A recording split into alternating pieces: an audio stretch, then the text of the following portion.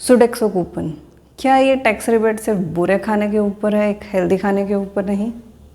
या फिर मैं यूँ कहूँ Sodexo coupon promoting bad food over good food?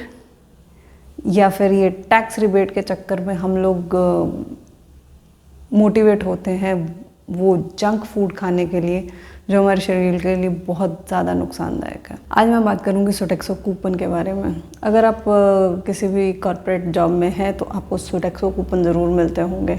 Depending upon your पे स्केल कुछ ना कुछ पैसे हर महीने डाले जाते हैं और उनके ऊपर आपको टैक्स रिबेट मिलता है। टैक्स रिबेट के चक्कर में हम लोग उसको यूज़ करते हैं, पर मुद्दा ये है कि हम उसको यूज़ कहाँ कर पाते हैं। सोडेक्सो कूपन मोस्टली ये जो फूड ऐप्स हैं इनके ऊपर चलते होते हैं, या फिर ये 10 मिनट 5 मिनट और 15 मिनट डिलीवरी वाली ऐप्स में चलते होते हैं। इस वीडियो में आपको बताऊंगी कि सोडेक्सो कूपन किस तरह से हमारे लिए नुकसानदायक हैं और वो हमें किस दिशा की ओर ले जा रहे हैं। नमस्कार, मैं प्रियंका और आप देख रहे हैं पॉल्यूशन का सल्यूशन। मैंने इस वीडियो को 2 हिस्सों में बांटा है। पहला हिस्सा जिसके बारे में मैं हमेशा बात करती हूँ, लेकिन दूसरा हिस्सा जो रियल गेम है। शुरू में मुझे भी यही लगा था कि सोडेक्सो कूपन बहुत अच्छे होते हैं, उनके ऊपर हमें अच्छी टैक्स रिबेट मिलती है।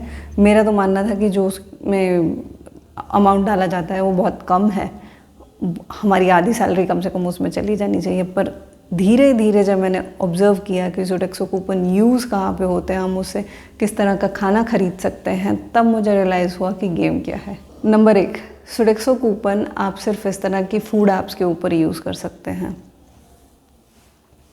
ये फूड्स ऐप सिर्फ। और इस तरह की 5 मिनट 10 मिनट्स 20 मिनट्स डिलीवरी वाली ऐप्स के ऊपर भी आप यूज़ कर सकते हैं। अगर आप इन ऐप्स के ऊपर ध्यान से देखेंगे तो आपको हेल्दी फूड की ऑप्शंस बहुत कम मिलेंगी।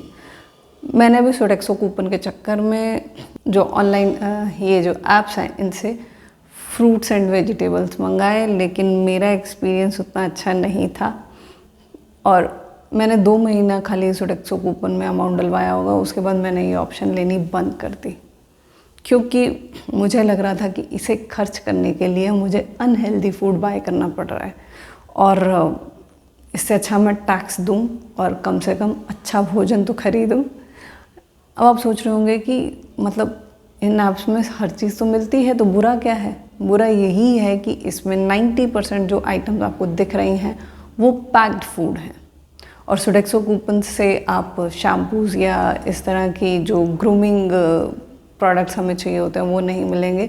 सोडेक्सो कूपन सिर्फ फूड आइटम्स के ऊपर चलते हैं और मुझे नहीं लगता कि हमें इतनी पैक्ड फूड हमारे घर में आना चाहिए। पर आप ये भी तो कह सकते हैं कि अरे मैं तो इससे पल्सेस मंगाती हूँ, आटा मंगाती हूँ, दाल मंगाती हूँ, चावल मंगाती हूँ, ये वो सब कुछ मंगाती हूँ।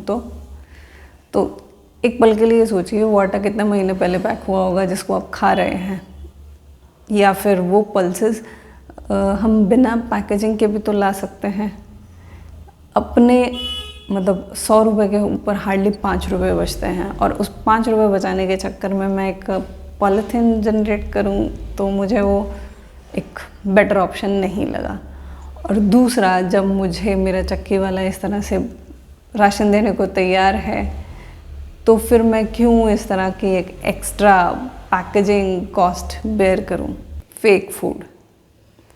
अगर आप ध्यान से देखेंगे तो हम इन ऐप्स के ऊपर जितना भी आइटम्स मंगवा रहे हैं, अगर वो रॉ नहीं है, अगर वो सेमी कुक या कुक्ड आइटम में आता है, आप उसको हल्का फुल्का पका के या फिर उसको डायरेक्टली कंज्यूम करते हैं, तो वो फेक फूड की कैटेगरी में आता है। फेक फूड मतलब मैं आपको रिक्वेस्ट करूँगी कि आप प्लीज़ प्लीज़ प्लीज़ ये डॉक्यूमेंट्री ज़रूर देखिए, food.inc।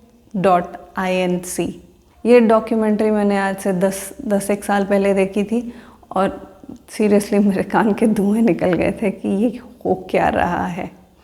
और सेम पैटर्न मुझे इंडिया में भी रिपीट होता दिख रहा है। हमारे यहाँ पे नॉनवेज इतना नहीं है, लेकिन धीरे धीरे उसको बढ़ाया जा रहा है और जो वेज आइटम्स हम लोग खाते हैं उसमें भी अनहेल्दी आइटम्स जो हैं वो बढ़ती जा रही हैं। हम लोग जो एक हमारा सही में भोजन था उससे हटते जा रहे हैं। कभी आपने सोचा है कि ये जो लाइफस्टाइल डिजीज़ेज़ हैं, चाहे वो डायबिटीज़ है, बीपी है और भी बहुत सारी डिजीज़ेज़ ये इतनी ज़्यादा क्यों बढ़ती जा रही हैं? इसका एक बहुत बड़ा कारण अनहेल्दी फूड है। food.inc जो डॉक्यूमेंट्री है उसमें जो मेन पॉइंट उन्होंने पूछा है वो ये है कि जो बुरा खाना है, जो अनहेल्दी खाना है, उसके ऊपर सब्सिडीज़ क्यों, उसके ऊपर टैक्स रिबेट क्यों, और जो हेल्दी खाना है, अच्छा खाना है, उसके ऊपर ये टैक्स रिबेट्स क्यों नहीं। और सेम पैटर्न इस सोडेक्सो कूपन से इम्प्लीमेंट होता हुआ मुझे दिखता है।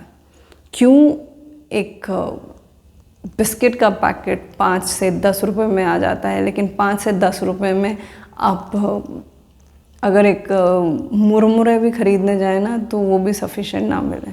तो ये एक बहुत ही बड़ा क्वेश्चन है कि क्या सीरियसली किस तरह का खाना हमें फूड डिस्काउंट के नाम पे या सोडेक्सो कूपन्स पे टैक्स रिबेट के नाम पे दिया जा रहा है।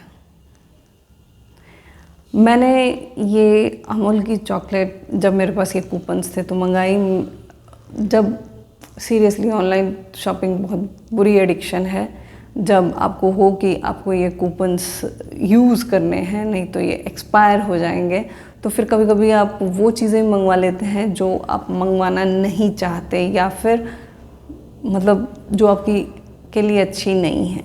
तो ये रॉ चॉकलेट मैंने मंगाई और मैं इसको खा रही थी और मेरा बेटा पास में बैठा था तो पूछता आप क्या खा रहे हो? मैं कहा मैं चॉकलेट खा रही हूँ। कहता अच्छा चॉकलेट या पाम ऑयल? मैंने उसी टाइम टर्न किया उसको, उसके इंग्रेडिएंट्स पढ़े और उसमें पाम ऑयल था। मेजर इंग्रेडिएंट्स, टॉप 3 इंग्रेडिएंट्स में पाम ऑयल था। इन ऐप से शॉपिंग का सबसे बड़ा नुकसान ये होता है कि ये मोस्ट केसेस में इंग्रेडिएंट लिस्ट नहीं दिखाते हैं और आप इम्पल्स बाइंग जो होती है ना उसके चक्कर में ये चीज़ें खरीद लेते हैं। जब तक लेबल पढ़ते हैं तब तक गाड़ी निकल चुकी होती है और यही मेन प्रॉब्लम है सोडेक्सो कूपन्स की कि ये उस खाने को प्रमोट कर रहे हैं जो कि हेल्दी नहीं है। तो Sodexo coupon is completely waste for me, मेरे वेस्ट फॉर एवरीवन जो एक अच्छा हेल्दी लाइफस्टाइल जीना चाहता है। मेरे हिसाब से इससे अच्छा मैं टैक्स पे कर दूं एक इतनी सी टैक्स रिबेट के पीछे। आपका क्या विचार है ज़रूर बताइएगा। और अगर आपने food.inc ये डॉक्यूमेंट्री देखी है तो प्लीज़ आप भी बताइएगा कि आप उस चीज़ से सहमत हैं कि नहीं, और अगर नहीं देखी है तो प्लीज़ जाके ज़रूर देखिएगा। बहुत अच्छी डॉक्यूमेंट्री है जो अमेरिका में 10 साल पहले हो रहा था, जिसके लिए कुछ कॉरपोरेशन फाइट कर रहे थे। अगले 10 साल में यहाँ भी होने लगेगा अगर इसी स्पीड पे चलता रहा और हम ना जागे तो। धन्यवाद।